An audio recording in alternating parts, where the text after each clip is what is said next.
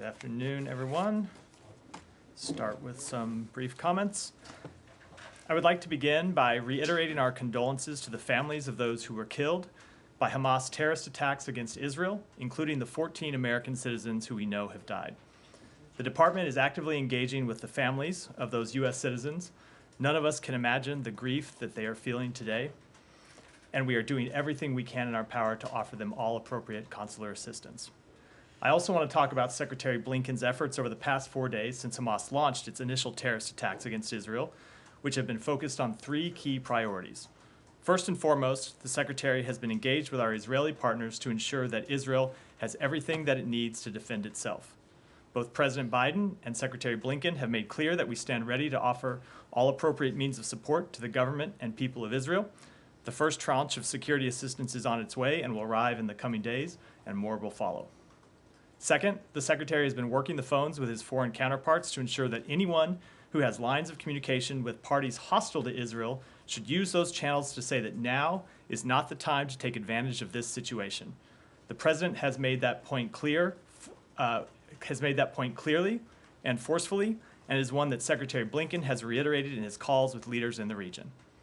Third, the Secretary has been intensely focused on securing the release of all hostages held in Gaza. There are a number of countries who have the ability to deliver messages to Hamas, and we have made clear to those countries that they should urge Hamas to release all hostages immediately. This is a matter we take incredibly seriously.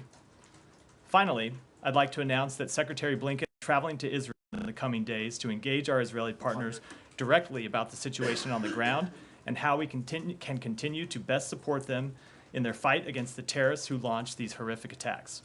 Our support for Israel is unwavering, and the Secretary looks forward to meeting with senior leaders in the Israeli government and continuing the discussions he and the President have been having with them since the initial attacks on Saturday. And with that, Matt. In the coming days, you want to be more specific? Our expectation is that we will leave tomorrow and arrive in Israel on Thursday.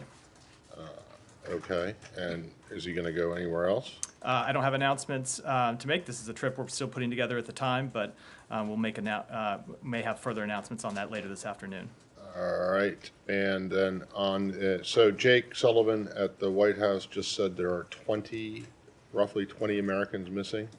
That's correct. There are, the last number I had before coming out here was that there are 20 Americans who remain unaccounted for. That's a number that has been moving around over the last few days. You have one number, and then some of the people who are unaccounted for, unfortunately, you discover are actually deceased, and then some may turn up, but right now the number that we're tracking is 20. And you have no idea of those 20, how many of their how many of them do their families believe that they are actually being held? We don't have definitive information, but we do believe it's likely that there may be hostages who are U.S. citizens who are held in Gaza. Go ahead. We'll start and then go over. I'll just be brief, but can you just explain a little bit more what the Secretary's message will be? You said he wants to confer with people, but will it be a message of solidarity? Will he discuss in depth the conflict and the maneuvers the actions that Israel is taking now? It will be a message of solidarity and support. He, of course, wants to hear from the leaders of Israel, hear from them directly about the situation they're facing, hear from them directly about what they need and how we can best support them, and then to send a message to the government of Israel and the people of Israel that we are there to support them as they fight against these brutal terrorist attacks, and to talk about what additional assistance we can provide them. Go ahead. Just on the hostages, can you talk a little bit about what engagements the State Department has had trying to secure their release with Israeli partners and others? I'm not going to talk in more detail other than what I said in my opening comments. Secretary has had a round of calls over the weekend. You've probably seen those as we've been reading those calls out, and he has delivered a message consistently with everyone in the region. If there's anything you can do to send a message to those who are holding hostages, whether they be American citizens or whether they be others, that you should send the message to Hamas that they need to release those hostages immediately. And what is the U.S. telling the Israelis about a ground operation given these U.S. hostages? We understand that Israel was brutally attacked here. Israel has a right to defend itself. Israel has a right to conduct operations to to ensure the security of its citizens, to ensure the security of its nation, and we are in communications with them about that, but those are decisions for Israel to make. Do you have concerns that such an operation would hamper any efforts to secure their release unharmed? We don't, look, our point right now is that Hamas ought to release all of the hostages immediately. That's the effort that we have been engaged in. I wouldn't want to speak to anything beyond that. Can I follow up? Go ahead. The partners that you're engaging with to engage with Hamas, are they being productive? Is Hamas even acknowledging that they're holding Americans right now? I'm not going to speak to the details of those conversations. We do believe that there are partners in the region who are playing a productive role here and want to help secure the release of hostages. But in terms of details of those efforts, I'm not going to talk about them publicly. And who from the U.S. is leading those efforts? Again, I think there are a number of people inside the U.S. government. Well, I'll say two things. One, the secretary has been engaged in direct conversations with his counterparts. The U.S. government is also making available to Israel experts in hostage negotiations and hostage recovery. That includes experts from the State Department. I'm not going to talk about those in detail. Those are private conversations we're having with the Israeli government. There are a number of experts from across the government who we are going to make available. Olivia. Thank you, Matt. There's public reporting that the talks via the Qataris involve a possible swap of women and children being held in Hamas for women and children being held in Israeli jails. Can you comment at all whether the contours of those kinds of negotiations are accurate? Again, I'm not going to talk about the details of any conversations other than to say that we have made clear that Hamas ought to release all of those prisoners immediately. That is our position. That is what we have advocated for. That's what we think Hamas should do. Separately, are there Americans who are asking the Department for assistance to leave the region, whether from Israel or from Gaza? We have been in contact with a number of American citizens in Israel. There are a number of American citizens who are longtime residents of Israel, some of them who are dual citizens, some of them who have just moved there, and then there are Americans who are there that were either visiting for business or for tourism or something else.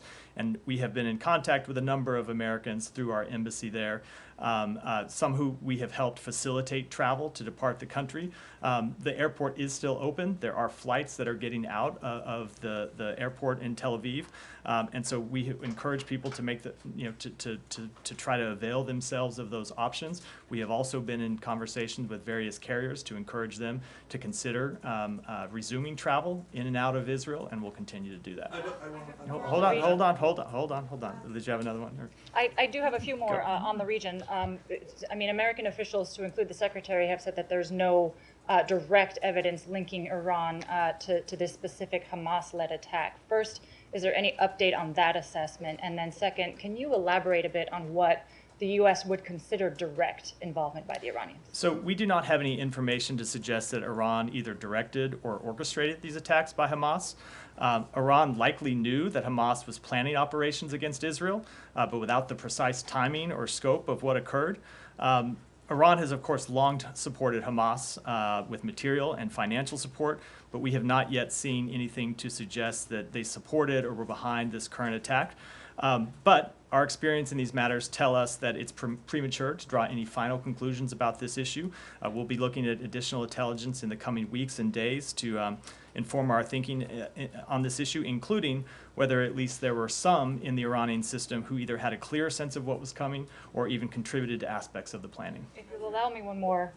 Sure. I mean, so the Egyptians claim to have issued explicit and direct warnings to the Israelis that something was coming from Gaza and from Hamas.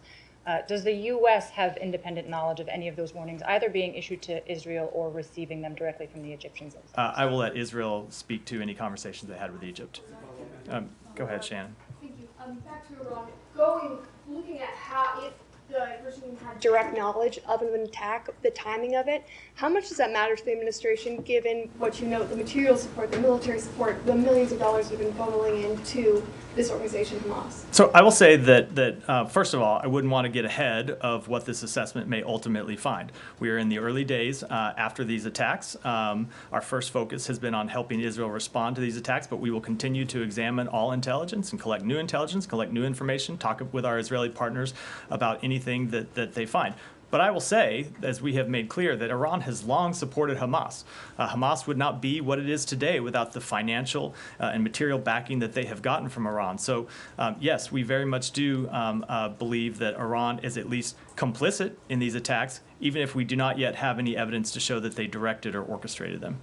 Will that complicity, will there be any kind of response? I know you don't want to get into specifics, but So I wouldn't want to preview any actions that we might take. We have taken a number of actions since the beginning of this administration to hold Iran accountable for its malign activities in the region, including its support for terrorism. That includes more than 400 sanctions that we have imposed on Iran. We will continue to take actions to hold Iran accountable, but I wouldn't want to preview from here what those might look like.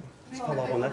Yeah, go ahead, and then I'll come to Abby. There's been some talk, especially among Republicans, about refreezing the $6 billion in funds that had been transferred to Qatar to secure the release of the Americans. Is that under consideration? So I think you're talking about the funds that come from Iranian oil revenue that I've heard people say could be used to fund malign activities. I want to give a very clear response, so if you'll indulge me, I'm just going to read something here. Iran will have zero oil revenue to spend on any of these things. Let me say that again, zero. 100% of the revenue that Iran receives from the sale of crude oil will be held in foreign accounts and can be used by Iran only for humanitarian trade or bilateral trade in non-sanctioned goods and services. And I will point out that is not a quote from anyone in this administration. That is a quote from former Secretary Mike Pompeo, delivered at the State Department on November 2nd, 2018, when he established the accounts that yielded this revenue that Iran is now has access to, with additional restrictions that we have imposed on them to ensure that not only that they can only be used for humanitarian trade, not bilateral trade and non-sanctioned goods, only humanitarian purposes, and we have ongoing mechanisms. Now, with respect to what we might do in the future, we have the ability to freeze those funds if we need to. We've not made any decisions. Matt, that's fine, but, you know, it doesn't matter who said it. Whoever said it was wrong, because the money, if Iran has a promise of money, they can use their own money that they have inside their own country, knowing to do whatever with it. They could buy medicine, they could buy food, whatever, they could rebuild a bridge, they could do that, but they know that they have $6 billion sitting in Qatar right now, okay? So whether Secretary Pompeo said it and said that the money would only be used for that purpose, yeah, or whether you guys are saying, yes, maybe that specific dollar with that serial note, the serial number, or that euro with that serial number on it, can't be used to fund terrorism. But the fact of the matter is, and you guys know this, is that it allows, or it frees up money that Iran has already inside its own country to use for other things, so they don't have to spend that money on these non-sanctioned items. Let me say two things about that. One, the reason I read this exact quote is I have heard a fair bit of criticism about this money, including from the person who said this in November of 2018, and I thought it was fair to point out that this money was first allowed to accrue into these accounts under the Trump administration, and that's a point you did then as well. You did, and there are a number of people who have had a lot to say about this the last few days who have conveniently forgot that fact, which is why I thought it was important to remind the world. The second thing I will say is that Iran has, of course, always funded terrorism. They have always funded malign activities in the region, and that's why we have always taken action to hold them account. But this money can only be used for humanitarian purposes. Not a cent of it has been spent at this point, and we have the ability to freeze it at any time. That is not the criticism that you're getting. The criticism you're getting is that this frees up money inside Iran that they can use for malign purposes, as you said. And there is just no evidence that that is accurate. Can you say that there's no evidence that Iran has used money over the course of the last month or month and a half since the money arrived in Qatar to send to Hamas? Can you say Iran that? has funded terrorism before these accounts were established during the Trump administration. They have funded terrorism after these accounts were established in the Trump administration. They will no doubt continue to fund terrorism in the future, which is why we have sought to hold them accountable. with respect to this money, it cannot be used for anything but humanitarian purposes. We have strict oversight, we have strict visibility, and if we see it being used for anything else, we can shut it down immediately. Saeed, go ahead. Let me just, Okay, you know what, we're going to move around. Saeed, go ahead. Although the president did not call for restraint, for the Israelis to exercise restraint in the upcoming, or the speculated to be upcoming ground invasion, the president did mention that Israel ought to abide by international law. Does that, in your view, mean that Israel must end its cutoff of water, electricity, food, and medicine to the people in Gaza? I will say that, as the president made clear, Israel has suffered from a brutal terrorist attack. Israel has the right to defend itself. It has the right to take action against the terrorists who launched this brutal attack and killed Israeli civilians. It killed American civilians, killed mothers and children and babies and kidnapped children, and so they are going to take action to respond to this terrorist attack and take action to secure their country, and we support them. As the president made clear, we always encourage all of our allies and partners to act in strict accordance with international law. That is what democracies do, and I would just point out that, of course, is not what Hamas did. Saeed, let me just finish. That is not, Saeed, that is not what Hamas did in coming into Israel and kidnapping and murdering innocent civilians. Okay, I understand. I mean, Hamas, you have Hamas listed as a terrorist organization. They don't get $4 billion a year from you. They don't have military aid and support and so on. So that is established. You're saying that Israel is a democracy. It's a country that abides by international law. I'm asking you, the cutoff of water, electricity, food, and medicine is considered a war crime. Do you call on Israel to cease its effort now in cutting off medicine, Let water, me start by saying humanitarian that we are aid? in the early days of Israel's response. Israel has a right to conduct an aggressive response, to respond to the terrorism that's been committed against its citizens. We expect them to follow international law. We believe that they will, and we will remain in close contact with them about You it. believe they should not intentionally target civilians.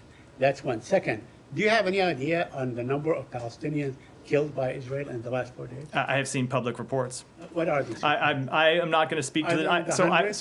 In the thousands? Saeed, I'm going to speak to what the U.S. government can verify, which I've done with a number of U.S. citizens. I will let Israel speak to the number of Israeli citizens that have killed, as well as the number of Palestinians that have killed. The 14 that the president spoke about are Palestinian Americans? I don't have any degree whether they are Palestinian Americans, whether they're dual citizens. It ultimately doesn't matter to us. American citizens are my American last citizens. question to you, Matt. I mean, the president said that Hamas is motivated, I mean, I'm paraphrasing, motivated solely by the quest to kill Jews. Do you believe that is to be the case? Is it the assessment of this government that Hamas' sole motivation is to go out and kill Jews? There's no context. There's no siege that has gone on for 16 years. There's no raid after raid by the Israelis. Saeed, I am just going to say that is a bit of a surprising question after what we saw Hamas carry out this weekend. When we saw Hamas go in and deliberately target Israeli citizens, and not just soldiers in the IDF, but women, children, kidnap them. We all saw the images that across our television screens of Hamas behaving in the most inhumane way possible. So I won't speak to their motivations, but I think they're pretty clear. Let me move on. Go ahead. Is there another context? Thank you very much, Matt. I have a question about the U.S. role, potential U.S. role. There's been this strike carrier group that has been dispatched to the area, to the eastern Mediterranean, and now there's reports that the second carrier group might be on the way to near Israel. So today the Turkish president asked what the U.S. warships sent near Israel are there for, and it's a question a number of countries in the region are trying to find an answer for. So is the U.S. really looking to get involved militarily? Can you rule that out? Because that could mean a catastrophic all-around regional conflict immediately. So we do not have any plans for boots on the ground or military action at this point. I will let the Pentagon speak to the specifics of deployments, but as the president has made clear, he has ordered the Pentagon to take these efforts to send a clear deterrent message to anyone who is considering entering this conflict, any entity or who is hostile to Israel, to take note and to not take action. I thought the president spoke very forcefully to that question today. Go ahead. Thank you, Matt. On connection between Hamas and North Korea, Hamas and North Korea have been engaging in arms trading for some time. What are you concerned about the North Korea's announcement that it supports Hamas? Well, we clearly would be concerned about any country that is providing support to Hamas, whether it be financial, whether it be military, and would look to counter that action. And we do it first and foremost by making sure that Israel has what it needs to defend itself against the recent terrorist attacks. Does Israel have a right to kill civilians? Go ahead. Does Israel have a right to kill Now, I'm going to call on the way we do it in this briefing room, and you and I have had this conversation before. Is I call on people and they ask questions, and I move around. Go ahead. Yesterday, Secretary Green deleted a tweet related to his phone call with Turkish Foreign Minister. The tweet included the mention of the ceasefire. Well, was that the reason? The word ceasefire was the reason behind why he deleted the tweet? I'm glad you asked me that question because there's been a bit of misinformation about it. So after his call with Foreign Minister Fidan, we released a public readout that made clear that the Secretary, in his conversation, had reiterated what we have said publicly a number of times, which is Hamas should cease its violent activities against Israel. The tweet was unfortunately worded, did not capture that appropriately, so we pulled it down. And I've seen a lot of public conversation about this. I think I think you would have to be intentionally misunderstanding what our position is, given the number of statements that we have made about supporting Israel's right to defend itself, about supporting Israel taking direct action against Hamas. The Secretary spoke to that publicly on Sunday, on the Sunday shows. The President has spoken to it forcefully, and we've issued a number of statements making that clear. Turkish President Erdogan said Ankara is prepared to take on a mediator role in the ongoing Palestinian and Israeli tension. What is the U.S. position on this offer, and was that discussed during the phone call between Blinken and Fidan? So I won't speak to any potential mediation. I will say, with respect to the conversation that the Secretary had, we released a readout with information about his conversation with Foreign Minister Fidan. We made clear in that conversation, as we have in all of our conversations, that anything they can do to keep other parties from entering this conflict, anything that they can do to secure the release of hostages is something we would encourage and something we would support. Go ahead. Thank you, Matt. I have two questions, one on Hamas and the other one on Syria. The first one, have you noticed the statements that issued by the Iraqi leaders and Iraqi governmental officials about events and escalation in Gaza and also in Israel, including Hadi al-Amiri, the leader of the Iranian-backed Badr organization, issued a threat to the U.S. forces in Iraq and also elsewhere. He said that if the U.S. will interfere into the Israel and also helping Israel against Hamas, we are not hesitating to target the U.S. forces. So I won't speak to those comments specifically, other than to say that the U.S. forces will do everything they have to defend themselves, as is always the case. Have you took those warnings seriously? I'm not going to speak to it other than the comment I just made. And I would refer you to the Pentagon for specific comments on U.S. forces. I have another question on Syria. May I ask now? Or? Let's come back to it. Abby, go ahead. Can I go back to some of these questions about Iran? Sure. I know you're not being specific about any U.S. response to their complicity in these attacks, but are you encouraging any of your partners to take actions? For instance, are you asking for countries to designate the IRGC as a terrorist organization who haven't done so before? We absolutely think that other countries should designate the IRGC as a terrorist organization. It's a position that we've made clear a number of times. They finance terrorist activities. They have around the world for some time, and we think that other countries should take that step of designating them. Are you having any specific conversations with your European partners and pushing them to make this move now? I won't speak to specific conversations with respect to Iran. Again, as I said, they're broadly complicit in supporting Hamas, have been so for years, but we're going to continue to gather evidence and intelligence about whether there was any direct involvement in these attacks before taking any further steps. Alex, go ahead. Yeah. Just what you saw with the Europeans, I'm sure you seen the European debate on assistance to the Palestinian Authority. Initially talking about a freeze in development assistance and then reversing that. Does the United States have any take on that, and how has the U.S.'s own aid posture been affected by events this weekend? I believe they did reverse that, which is a step that we welcomed. We have made very clear that we do not have any grievance with the Palestinian people.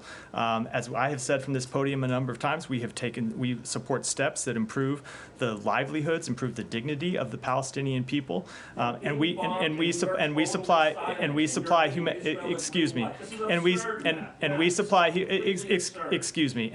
humanitarian aid that goes directly to the Palestinian people to benefit them. And I think the point that we would make, this is something the Secretary got into over the weekend. There are two paths forward for the region. There is a path of stability and conflict and normalization of relations with Israel.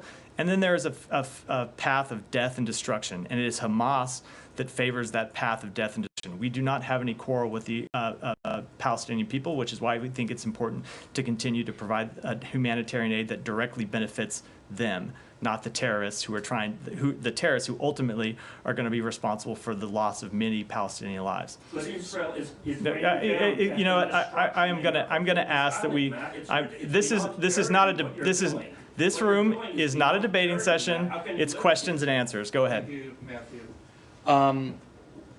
One, is the U.S. reevaluating its alliance with Qatar, given Qatar's support for Hamas?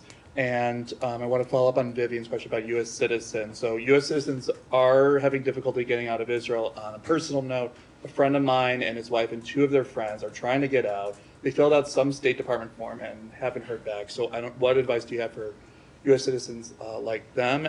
And then regarding, going off of Matt, I mean, what do you say to the criticism regarding the unfreezing of the $6 billion, that money is fungible?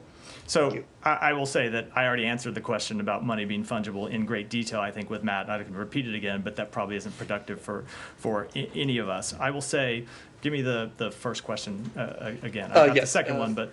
Yeah, is the U.S. Qatar, right. So with respect to Qatar, the Secretary's had a number of productive conversations with the Foreign Minister of Qatar. We actually think that they are playing a productive role here and will continue to be partners of the United States. We are asking Qatar, as we are asking every country, to use any influence that they have to keep other parties from coming into this conflict and to secure the release of hostages. And the second question, and the second question was?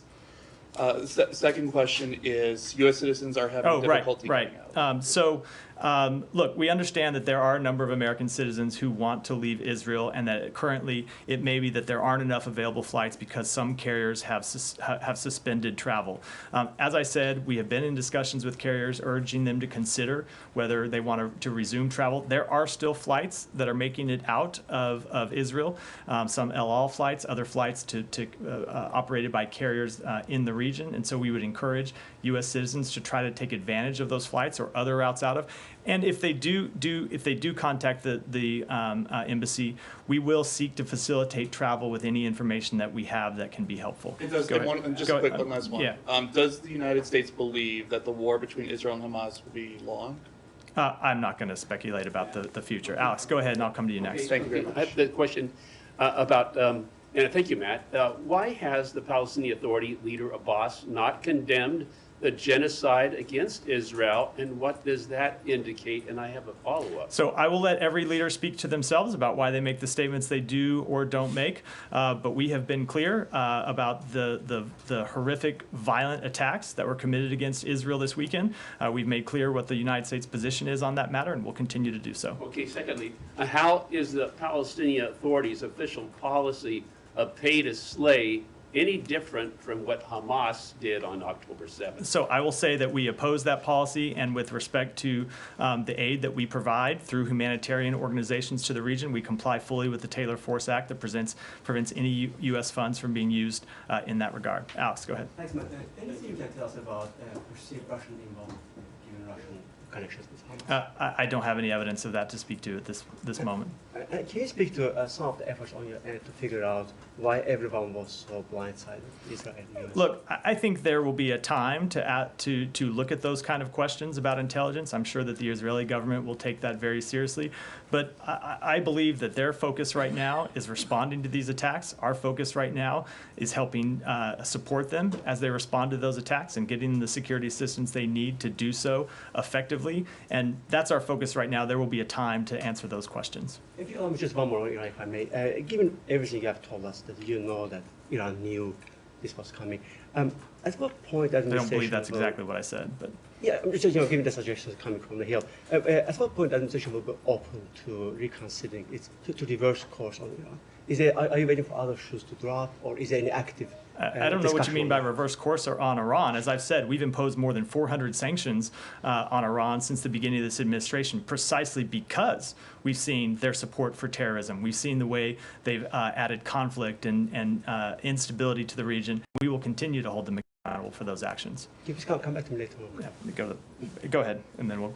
So to follow up on what Alex is saying about Russia, because you've repeatedly warned any other entities to not to take advantage of the situation. Does that include Russia? Because we've heard President Zelensky saying that Russia is seeking to exacerbate the conflict and to distract from its war. So do you agree with him? And also on to follow up on what Saeed was saying, do you? I mean, is the concrete example of the siege that Israel is laying, is that okay in your book? I mean, is that do you approve that the Israeli approach so far?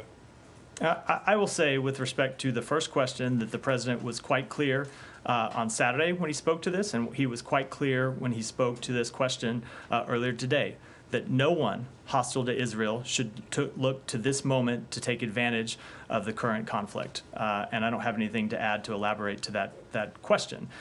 With respect to the second question, look, as I said, it is Hamas who launched these terrorist attacks against Israel. It is Hamas who brutalized Israeli civilians.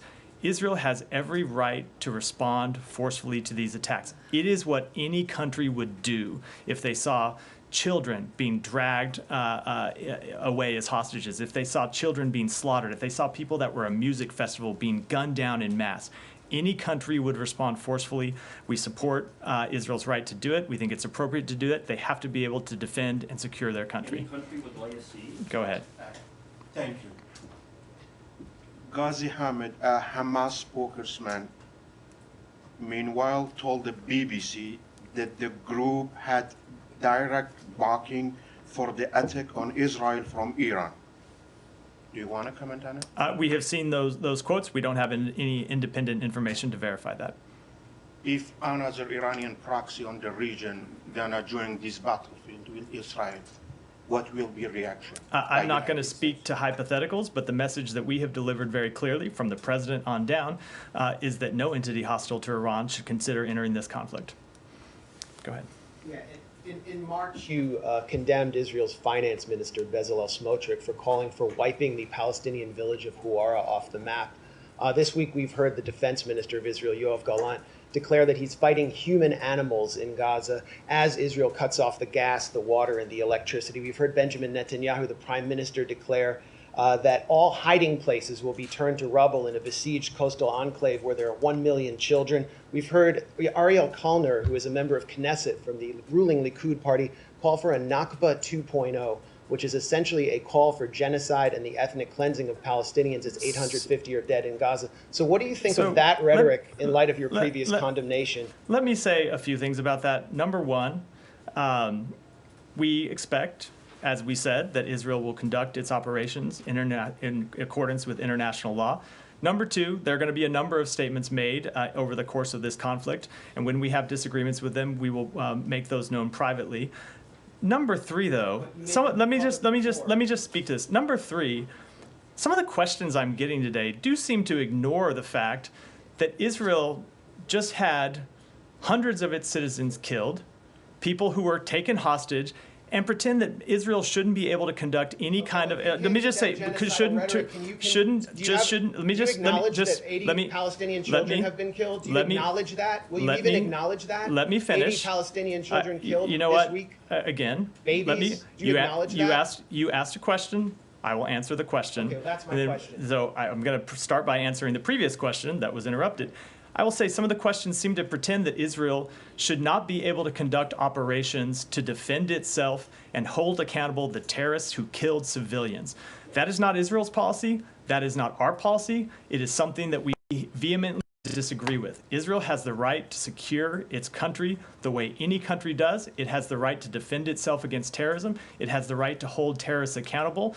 And I will say, ultimately, the Hamas terrorists who launched these operations, there is no one who has more disregard for Palestinian civilian life than those terrorists. Because those terrorists, let me finish. Those terrorists launched this activity. Those terrorists, again, we seem to have a lot of new people. Those terrorists launched this activity knowing that there would be retaliation, knowing that Israel would have to defend itself as any country did, knowing that it would lead to the unfortunate loss of civilian lives by Palestinians, and they did anyway. Let me go ahead. That's amazing. So baby killing is okay here. Why can't you acknowledge Baby killing is okay here. We always mourn the loss of civilian life. It is an unfortunate circumstance every time it happens. And as I just said, the Hamas terrorists who launched this terrorist attack, knowing that it would produce the loss of not just direct Israeli lives, who they took in their incursions across the border, but also the loss of Palestinian civilian life, they ultimately bear the responsibility for those acts. Go ahead. Matt, Go ahead. is there a Go. latest- I'm gonna ask. I just did do that. I would ask you not to talk over your colleague. Go ahead. Matt, thank you. Is there a latest U.S. assessment I just did. on Saudi's I'm gonna- position go regarding ahead. the potential normalization deal with Israel? And Go ahead. There was a little talking over you. Why don't you go ahead and go again, if you don't mind. Is there a latest U.S. assessment on Saudi's position on the potential normalization deal with Israel, and especially after Secretary spoke with his counterpart from Saudi, what we are at? So the Secretary did speak to this somewhat on Sunday when he was asked about it on the morning shows. And the point that he made is very simple, which is there are opponents in the region of normalization. Hamas is an opponent of normalization. Hezbollah is an opponent of normalization. Iran is an opponent of normalization. And they seek to prevent normalization exactly through these terrorist attacks. So we do believe that normalization of relations, not just between Israel and Saudi Arabia, but between Israel and other countries in the region, would help bring stability, would help bring peace, would help bring prosperity to the region. So it is a path that we will continue to pursue. The other path, as I said a minute ago, is the one outlined by Hamas, which is death and destruction. It is one of the goal of launching these terrorist attacks. And so we will not be deterred in continuing to pursue further normalization, which, as I said, we believe brings stability to the region. You're normalizing Go ahead. Go ahead. War crimes. You're saying Again, you're saying it's okay. I would ask you to stop putting words in my mouth. Go ahead. Thank you, Matt. I was just, one quick question is that President Biden's two-state theory was very much appreciated in many countries in the Southeast Asia side. Is for now, after this incident has happened, has gone a little bit on the back burner side? Or no, that's my one question, and then I have one follow-up. No, it continues to be our policy and that we will continue to support. Okay, and then the second one is just, because of Taliban, we had a lot of bomb blasts. TTP had many blasts in Pakistan, where the U.S. bases were there at that time, and the U.S. could have taken very severe actions, against them, where, at least in my city, we had in one school 120 kids being slaughtered, more than several blasts where more than 100 people were dead. But the U.S. did not do something like that in Afghanistan to settle things with the...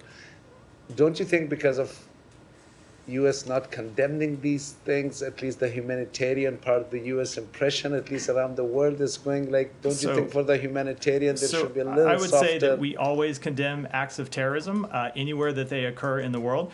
And as I believe you and I have discussed before, we have met recently with our Pakistani counterparts to discuss how we can increase our terrorism cooperation so that they can effectively counter terrorism inside their borders. Alex, I said I'd come back to you, and then we're going to wrap up here. I'll come to you, and then we'll wrap. Lavrov today published an article on Foreign Ministry website accusing the U.S. of interfering, quote-unquote, into South Caucasus issues, including Nagorno-Karabakh, for its, quote-unquote, geopolitical ambitions. Do you have any response to it?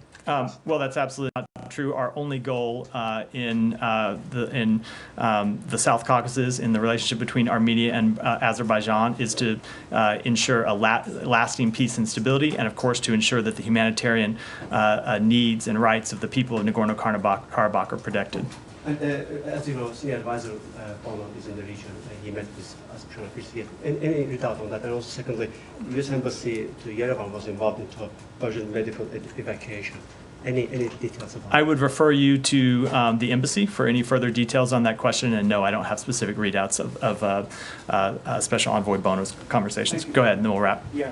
A question on Syria and Turkish attacks on northwest Syria. In just 72 hours, they attacked 150 sites, including the civilian infrastructure, and also there are a lot of civilian casualties. Do you have any comments on, are you condemning these attacks by Turkish on northwest Syria? So the United States remains concerned about military activity in northern Syria, its impacts on the civilian population and infrastructure, and the impact on the effectiveness of our operations to ensure the lasting defeat of ISIS. Our position has not changed. We continue to support the current ceasefire lines and call for de-escalation of violence. It is crucial for all sides to maintain and respect ceasefire zones and to de-escalate violent activity to enhance stability in Syria and work toward a political solution to the conflict. And with that, we'll wrap. And with that, we'll wrap for the day. Thanks, everyone. Will you urge Israel to not starve and slaughter people, please?